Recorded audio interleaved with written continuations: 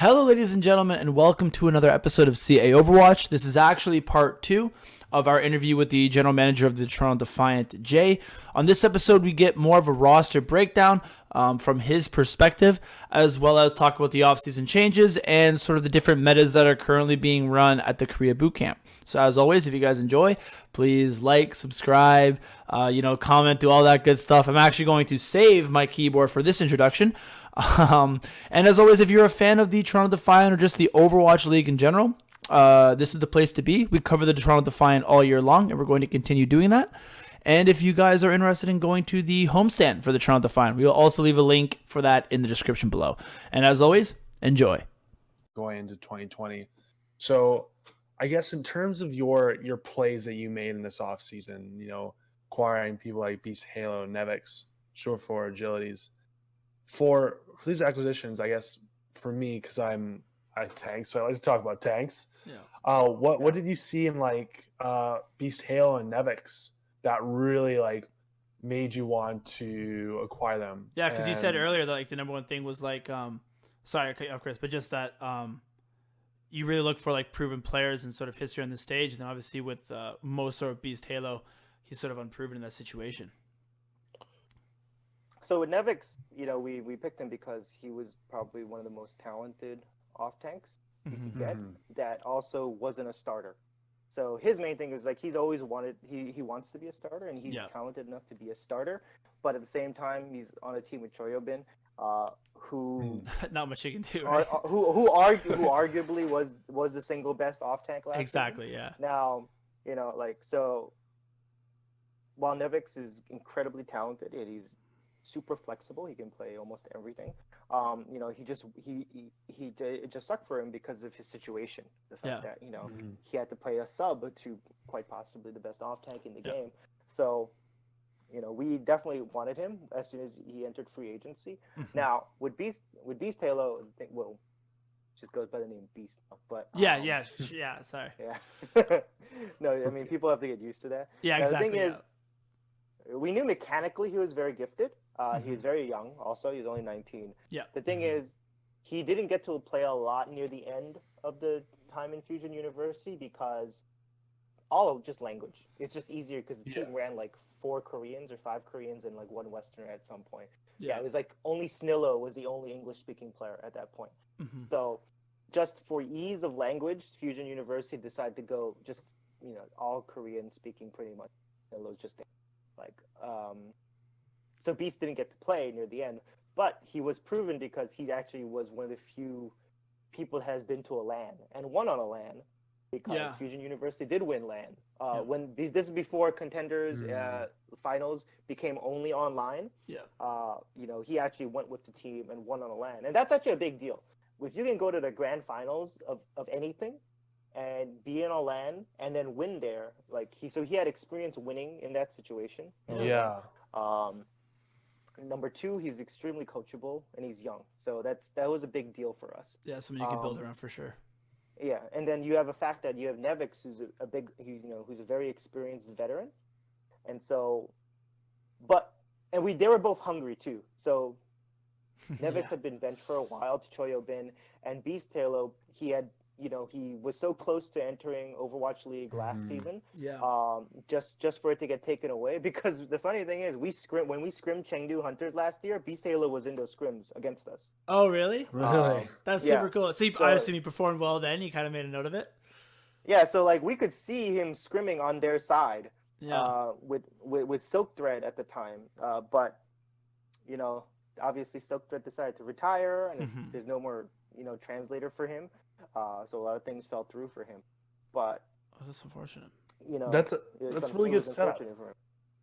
That is a really good, because I'm thinking, Nevix, and Spencer said this a ton of times. Is people talk about how Nevix really helped Choyobin and practice them and helped him also kind of get to that point. So he seems kind of like a very good mentor to a younger Beast, and if he has that kind of coachable sense. And especially almost like a budget winning mentality. Once again, Spencer comments on this a lot. Having a person who's won some sort of a form of a grand final is really good, and it really adds that X factor. And if maybe it wasn't in Overwatch League, but if it was like a different LAN and like contenders, then that's great. Yeah, and even with Nevix, I think that like I always joke that for all we know, we have the second best off tank in the league, right? It's exactly he was behind Choyobin. Now, I think that's a lot of pressure to put on him, but I do have high expectations. But there's got to be something said for the intangibles that he's bringing. I've heard nothing but positive things in terms of how he is as a teammate, and he was a part of the team that won the grand finals. Like, there's got to be some sort of lessons that you can take from that you can like implement into a brand new roster that was just created. Yeah, and then Nevix was very instrumental in their playoff run as well, and he scrimmed all the time with them. Like there was a secondary team for and primary team for Shock, but and Nevix's I guess iteration of the scrim team would just do as well, or if not better, than the primary team. So it's not like he had all that experience. He has 2 years of Overwatch League experience. He's been to the grand finals. He helped them through playoffs and all this stuff. So, he's a veteran player. While Beast has been engaged in Overwatch, just in Tier 2, but in a very, probably the best Western contenders team of all time. So, he has that experience. He also has the experience of playing on mixed rosters, clearly. Yeah. So he's very open-minded and everything. So yeah, and like I said, he's 19, so that's just cool. Like he's improving. You know what I mean? That's what I love about and some of the other players, like Agilities, which we're gonna get to shortly. I like that. I like the fact that you take a chance on somebody who you can help, like you said, put coaching into and help build around, and you hope that he's just going to improve along with your team. So that sort of covers the tanks. So let's just move right on to the other, the two Canadian DPS players. So obviously the huge signing that broke the Defiant fan base, if you will, on Discord and Reddit and whatnot was the official signing of Surefour. And then we can get to maybe the Agility's Kareem situation in a bit, because I wanted to talk specifically to you about that. But, what was it like getting Surefour, and was he like number one on your priority list, and how did that sort of come to be? I would say Surefour was pretty high on our priority list, because there was never a thing where ownership said you have to have Canadians. There was a thing. Sure. I guess there's assumptions because we got Canadians. And you're Canadian, and we happen to be a Canadian team. Yeah. We're also the only Canadian team with Canadians. So exactly. Yeah. But I would say that he was pretty high on our priority, because I'll add into little things that most people don't think about. He had no buyout. So that helps him a lot. Oh. Yeah. So when a player has no buyout, you don't have to, pay a large fee to another org for a player. Then actually it's very favorable for that player, because, he can demand more, or he knows that he's, desirable to a lot of teams because of it. Yeah. Now, I'll say that I don't know if we were Surefour's first pick, but when we were negotiating with him, we were constantly told that, we were, the first team that he was on his list of choices. But, at the same time, our DPS players, so we decided to keep Megachu and Logix from last season. Now, mainly because what people keep thinking is that Surefour and Logix are doubling up. And that it is certainly true in some situations that they're both very good at hit scan. The thing with Surefour is that he's also very good at flex DPS. Interesting. And there's Hanzo is what you just I didn't know he can play everything. Interesting. So, I didn't know that. Yeah. So a lot of people assume he's a hit scan player, Yeah, because I guess some myself real players. included. But historically, Surefour has always been able to play every character in the game, almost DPS flex. He played. When he was on Google Me, he played Genji all the time when it was dive meta. Yeah. He's very good on playing Pharah. In GOATS, he was an excellent Brigitte player, but he can pretty much play like every DPS role. So there's a lot of chances, definitely, that we can play Logix and Surefour together, and at the same time, one of the interesting things is that when I was negotiating for Kariv, the option came up to get both Agilities and Kariv. Now, initially, we hadn't been looking at it like Agilities per se. We only wanted Kariv at first, but there was nothing against us going for Agilities if they were a package deal. Yeah, for And sure. so when the package deal came up, I was like, sure, I'll take the package deal because it was a lot less than the bids that were going for Karev by himself. Yeah, I was gonna say that was actually what I was gonna get into. Is one of the I saw the Gamer House report that was sort of like people were bidding for Karev of like you don't have to get the specifics of the numbers. The report was like upward of like $300,000, and then you were able to come in there and get a package deal of Karev and Agilities. And again, Agilities has shown glimpses of being a really, really good player, and he's only 19 years old, and he's Canadian. So I'm like, I think overall that was a great signing. And then because you're able to get the package deal, it was actually able to get both players noticeably cheaper than what some teams are bidding for just Karev. Yeah, so I'm not gonna go into specific details. For sure. What? But I will say though that the numbers for Karev by himself were quite high. Mm-hmm. The number you stated was pretty close or higher than that. So the fact that we could get both for much lower. Yeah. Nearly a third of the price. It was kind of a no-brainer for me. No, that's a great. Like I was gonna say, great job as a GM. Like I think I tweeted out like that's an amazing move. So Valiant themselves took into account that they wanted to find a home for both players. Yeah. It wasn't so much about getting the single best deal for them. It was they wanted to have a good deal. They wanted to make money in their buyouts, but at the same time, if they could do both. Find a home for both their players and make some money off it. It was a much better choice for them. Yeah. So that's awesome. I didn't even that's the definition of a win-win sort of situation, I think. Yeah. Now Karev was actually my first choice. Yes, he was definitely my first choice for flex support. Yeah. Yeah.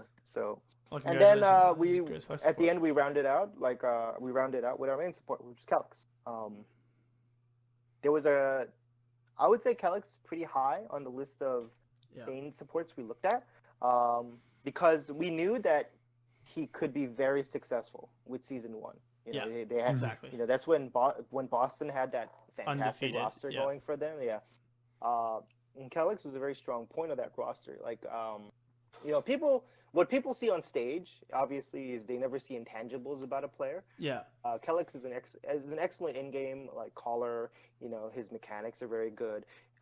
He also knows how to do one of those things that main supports are always supposed to do, is ult track. Ult tracking is a very big deal, and he's very good at it. Now, we also got to see some of his leadership and calling. On how they did during the World Cup too. So obviously, he had he had a really good performance at the World Cup. Yeah. Yeah. Intangibles. That's what I keep on telling Spencer when I don't get gold damage, and he's like, "Chris, why don't you play better?" I'm like, "It's intangibles, man. I'm making space, right?" Yeah, Chris, you're not ult tracking though. I guarantee you, Calyx is. Yeah. I'm definitely not.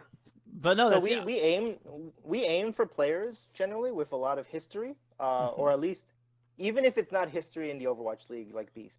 We aim for people with a lot of history that we also looked into their what other teams thought of them. So we talked to their old coaches, we talked to a lot of times the players that they used to play with and their opinion of these players.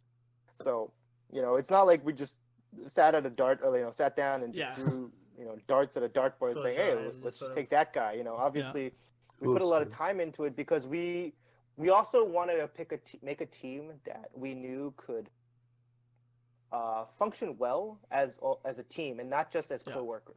So that's the thing. I think that's a very big deal because if a team starts doing poorly at a certain point, you want players on that team that are still willing to keep that positivity going, that are always willing to listen to each other. And that's what we aim for with a lot of our players. Yeah. So far, camp has showed us. Oh, sorry, you're cutting out. You're cutting out a little bit. Can you repeat that? Yeah, sorry. So far, yeah. For those of you who don't know, he is currently in Korea. We're in Canada, so the distance is a little bit in terms of the ping. But sorry, continue. Yeah. So far, it's everything that we had hoped terms of players and their personalities has borne out throughout our boot camp.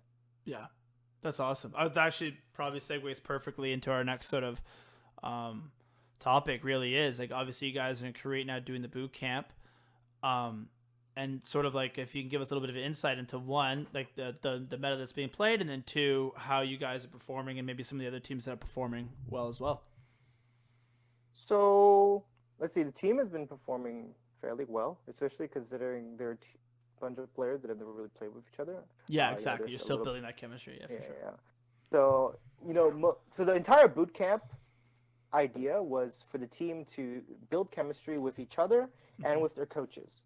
It was basically an introduction to each other before they all moved to Toronto. Now, and definitely that's what we've accomplished through this boot camp. Every day they've basically improved because they've started to develop that synergy. And that's what we wanted. Everyone's very positive. They're all very interactive with each other. Even when they get off work, because we have work hours obviously, but after hours, they're all still hang out together. Yeah. They get along very well. They all respect each other's opinions. They're always willing to listen to each other and to the coaches. And I will say, this is probably some of the most interactive VOD reviews I've ever seen. So there's obviously coaching reviews that the coaches do with the team, and the players are very engaged. They all want to get better. They all want to see a lot of times after a scrim happens, players just go off, do whatever they want. They'll just tend to wander off, but with our boot camp, a scrim ends, and then a lot of times players will be looking at replay system just to see what happened in a scrim, or if they could do something better, and then other players go around them. It's actually very, it's great to see. If it comes to the meta is obviously still kind of in flux. In flux. Some of the metas you do see, depends on the comp. There's what we call, I guess, internally we call a rush comp. Then there's the more like a poke comp. Variations in Korea. Right now in our scrims, we might be the only team that really runs a Genji dive. Interesting. I'm looking forward to seeing it. Hopefully that makes it. Yeah, we're the only team running it really. Everyone else runs more of a Pharah style dive with Sombra, but it's not as common obviously as there's the poke comp, which is more like Orisa Sigma, Hanzo Mei. Interesting, Hanzo Mei. And poke away. Usually when you see Hanzo Mei, Baptiste is with it together. So Hanzo Mei, Baptiste, and then you'll get a whole bunch of variations of what the second support is. Yeah. So you'll see a lot of Anna, you'll see a lot of Zen, you'll see a lot of Lucio, and then in counter to dive, you'll see Brigitte. So it's it all depends, what support is going to be there. It depends on what they're playing against. Then there's the rush comp, which is Orisa and Rhine with Reaper and Mei, Orisa, Rhine, Reaper, Mei. And usually with a Moira and a Lucio, because you can rush in with coalescence and speed and all this stuff, and then it's a bit more of an aggressive comp. There's different ways to play that, and obviously there's Pharah is very meta right now as well. But a lot of things are very map dependent. So. For sure, yeah. That's good to hear. I like that it's map dependent, meaning that you're not going to see a heck of a lot of consistency. You never know once it gets figured out, but you never know. Ideally, it'd be map dependent. That'd be interesting. I would love to see the Genji dive run on stage once again. I assume it doesn't matter who's playing what, but yeah, that seems really interesting. How has it been? Obviously, as a GM, I'm sure, and this is a little bit just something that popped in my head, but so much of your job is to build, like you said, main tank, off tank, flex support, main support. How much of a challenge is it when all of a sudden a patch comes out and you're finding yourself running Rhine Orisa? I know you got Nevix who seems to be super flexible, which is just great to have, right? But how much of a challenge is that you have to overcome? As long as you aim for players that are flexible, right? Yeah. That's what you try to do. We got Nevix, who can play a ton of characters. We have Beast Taylor, Beast, who's very good at a lot of like just tanks in general, and he can play a lot, like he can play pretty much every single tank, main tank very well. And then we have a fairly large DPS lineup, so that helps with our flexibility and figuring out DPS. And luckily, both our support players are mechanically talented and can swap on to a lot of pretty much every type of support combo we need, like without really feeling any detriment to us. So people have to remember, like, Kariv wasn't always a support player. You know, exactly. He's played DPS roles. I don't think Kariv was a concern, right? I think some people would have been concerned about, could Kelix be the one to flex over from like that main support role to? Oh yeah. So he'll play a lot of BAP. Yeah. Well, a lot of main supports play BAP. But you know, he can play So he can play pretty much. Like when there's Ana Zen, he'll play the Ana generally, while Kariv will play the Zen. Really interesting. I thought you'd want Kariv on that, signature Ana, but I guess that makes sense because his Zen's really good too. Yeah. But it all depends on if someone has to like switch and who's switching first. I'll just be like, switching characters first. Wow, that seems like Toronto's really kind of made the shift from what would seem like is a more like rigid player base, that have like certain things that they're good at, to a lot more of a flexible player base, which almost insulates you from any things that could happen like they did happen in our first inaugural season. Yeah, I mean, there's some teams right now, I guess like for our first 3 weeks, we as a team, we've tried so many different comps. Yeah. And also different setups with different DPS players. And we also have Roki play too, because we want to keep him active. Yeah, I was actually. Even though he's going to be a 2-it. Yeah, we had a question here about sort of why you decided to keep. Why was Roki the only remaining player from the Defiant? But it's nice to see that he's getting some playtime. Well, he plays 1 hour block every day, so so he gets to play 1 hour a day. So we want to keep him like fresh. Because the thing is, we don't care if we lost every scrim at the boot camp, as long as the players got better and they developed synergy with each other. Yeah, exactly. So we made sure that everyone got playtime. We just didn't matter who we were playing. We just made sure the entire team and all the players here got to feel involved and got to feel a part of the team. So that was a big deal for us. And I will say though, some teams have chosen to play one comp nonstop, just because they feel like that's the meta, and they'll get it. Just work on it now.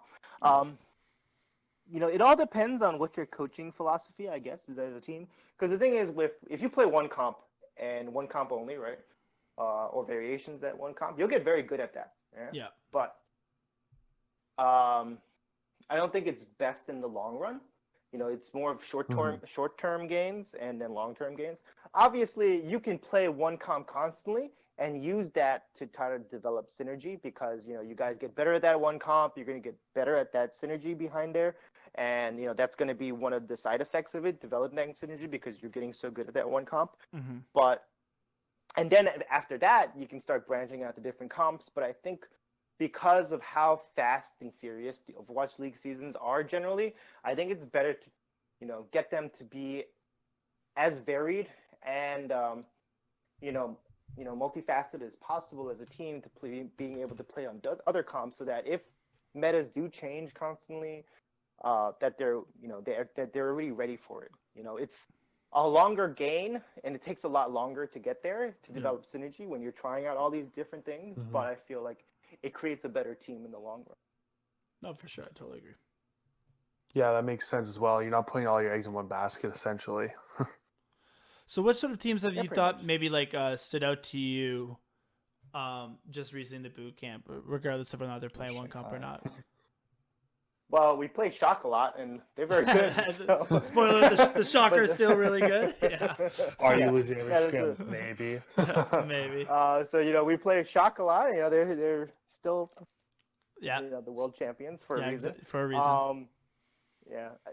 It's very interesting playing the world champions when you're a team that's learning synergy. Yeah. But it's still it's still fun. Yeah, you still get good valuable lessons out of it, right? Like for trial sure. by fire, am I right? Like, Yeah. The players learn a lot from it. Shock does not play one comp. They do try a lot of different things, and that's something that people should have expected because that's what they did during the season. They would try out different things sometimes. They were always pretty willing to think outside the box. And they still are. That makes sense. Other team wise, let's see. Well, on live patch, not PTR patch, Shanghai was very good. Yeah. But we'll have to see how fast they develop to the next. Clearly, they did prepare a lot for that exhibition match with the other Chinese teams. Yeah. They were very good at it. I would say we've faced maybe 6 or 7 Overwatch League teams, and for a team that is just starting out, I would say we're right in the middle. Yeah. So I would say that's very promising. Yeah, exactly. Because like you said, there's some teams that have a core group of people together and also aren't, like you said, trying out two-way players and people on the bench. So I think this is definitely some positives to sort of take away from that. And build around. Exactly. So just moving on to, I guess, more forward-looking stuff now. So we do have, I believe that Toronto Defiant's full roster hasn't been filled yet. Now, do you have any plans at looking at any more players, to sign any more players? In terms of the 12-man slot, yeah. Yes, 12-man slot. Or you think you're going to stick with what you got? So there's this weird misconception. Overwatch Reddit community maybe that that a lot of teams are going for a 12-man.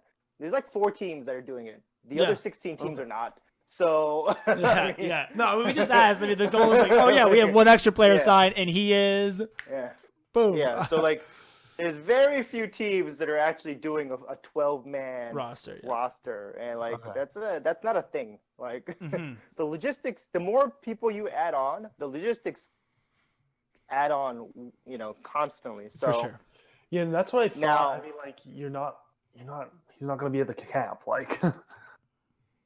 Yeah, so there's teams that look like they have large rosters because they had people on contract but they from couldn't get rid of. Yeah. So that doesn't mean they're going for a 12-man just because they have people they can't get rid of. No, I know what you mean. So the thing is with us is that if we see during the season that we need to make a change or add someone, then we will at that point. But the players are all very, nobody has been lacking energy. Everyone's very hyped for the season. They're just hyped to, once the boot camp is over, to be in Toronto and to actually start real scrimming. This is more of a taste test sort of kind of. Yeah, exactly. Just for the players to get used to each other and just to start developing those friendships and connections with each other. Now, I will say though that we haven't made it official yet, but we are staying in contenders. We will keep our academy team. Nice. So we have we are trying to make an academy team that we think have potential to be players that can always make it into the Overwatch League. Yeah. So, at the same time, we will continue to develop our academy team, while, so who knows, maybe during the season, if something happens, if a player gets really sick and we need to find a replacement for him, we do have our academy team to reach out to and all this. So. And it's nice that you have flexibility. You're right. You wouldn't want to be stuck where, we want to make a change, but now we have a 12-man roster and we have someone, contract we can't get rid of, and then you can't call anybody up because you don't have that space available. So no, I think that makes a lot of sense. Definitely I mean, we do see a lot of teams getting rid of their academy team, and it's unfortunate. And I won't say it was easy to keep our academy team. Both me and Felix, very much so. He had a very strong opinion that academy is very important for a team. Yeah. And I agreed with him. Obviously at the same time, as a GM, I have to look on both the competitive end and the business end. Exactly. And so, it's just one of those things that it was difficult, but in the end, we are able to keep it. I wish the tier 2 scene was more developed, for sure, and had more support. It's just one of those things. It just sucks to see players with a lot of potential decide to retire early because they didn't make it into Overwatch League this year. It's just one of those things. And the thing is, a lot of players shouldn't feel disgruntled about it, because there was a lot of teams that just couldn't take players because they didn't have slots. Think about it. If you have, for sure. If you have a bunch of players that you're not going to use, but then you're stuck on long contracts with them, you have to wait another year or wait until whenever their contract runs up. Exactly. Because people forget that Overwatch League contracts are guaranteed. So. Yeah, that makes total sense. And I also think, like, and just in a very personal opinion, I think tier 2 is a little important. If you want to mimic traditional sports, you have your typical theater teams, like your in NHL, you have AHL, like your AHL teams. And I actually think that the Montreal Rebellion it's one of your unique contenders teams that's in a separate market than our parent team, which is good, because then you're catering to a pretty big market in Montreal. It's not like a Boston contenders team that's still catering to the same market as their Owl team. Yeah, again, you're saying Montreal caters to Montreal fans as well as Toronto fans, because you cheer for your contenders team, so you get the best of both worlds. I mean, technically, we could also have made a team like the Buffalo Bisons. It doesn't matter, because upstate New York also belongs to Toronto. So, exactly. It could have been an Ottawa team for all we know. Ooh, 2, 3 contenders teams for Toronto. Wait, what? Ottawa, I'm a Montreal Canadiens fan, so I'm all for the Montreal Bell. You know what I mean? I prefer being Montreal than being Ottawa, but that's just my opinion.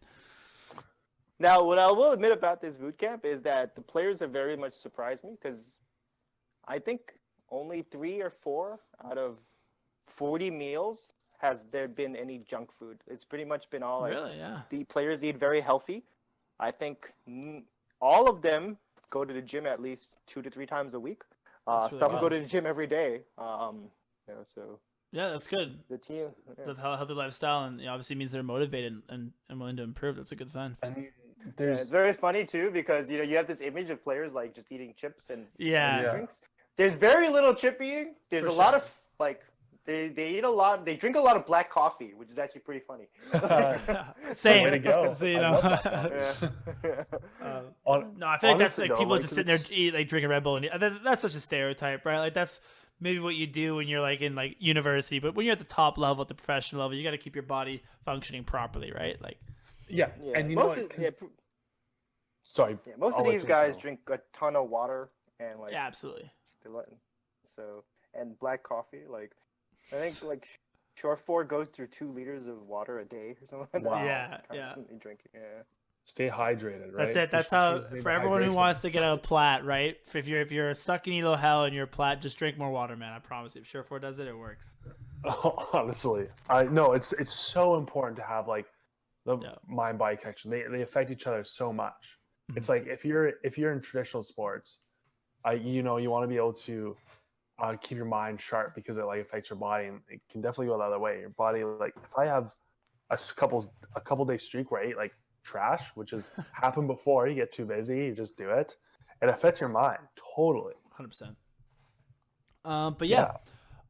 So I'm glad things are going really good at the boot camp.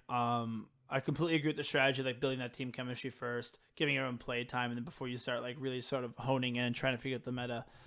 Super excited for 2020. We're just wondering, obviously the big change in the Overwatch League is the